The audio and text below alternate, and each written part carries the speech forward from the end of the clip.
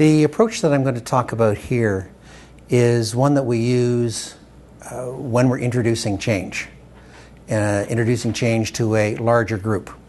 The change has already been defined, and now we're bringing it to the people who may not have been involved in this design, rather are going to be affected.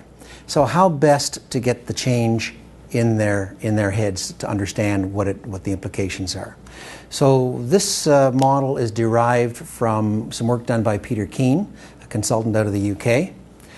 And it's a four-step piece, bringing together groups of 20 or so people.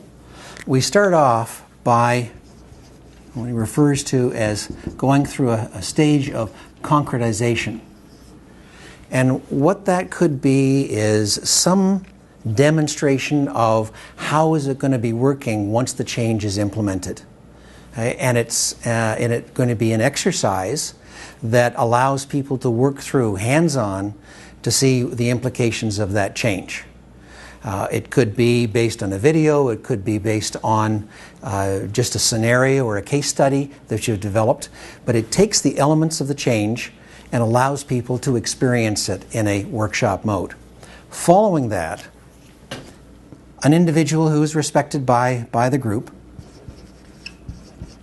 goes through conceptualization. And what that is saying, okay, here's the rationale behind the change. Here's where we were before. Here's where we're trying to drive towards. What are the principles that are underlying the change? What is the impact we think is going to have across the organization in its entirety? So with that as a base, having experienced it and understanding the rationale, the group then goes into reflection. And it could be, with a group of 20, it could be in small groups of 5, somewhere between 4 and 6. And they go through a reflection and say, all right, so assuming that comes into play, the change comes into play, how does that affect me? How does that affect us? And we have some dialogue around the table to determine, how do I translate that into my own world? I may use, in this case, something like the 6 thinking hats of Edward de Bono, where I look at how do I respond to it emotionally, what are the clear observations, the facts of the change, what's good about it, what's bad about it, and what are the ideas to make it work. Finally, action.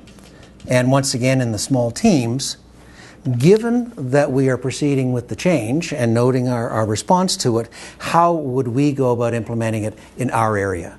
So those 20 people coming up with ideas about how we would actually implement a change and take charge of the change. Part of this is dependent on Alan Mogeson's statement back in the 1930s, which was people don't resist change. They resist being changed. So make them part of the process.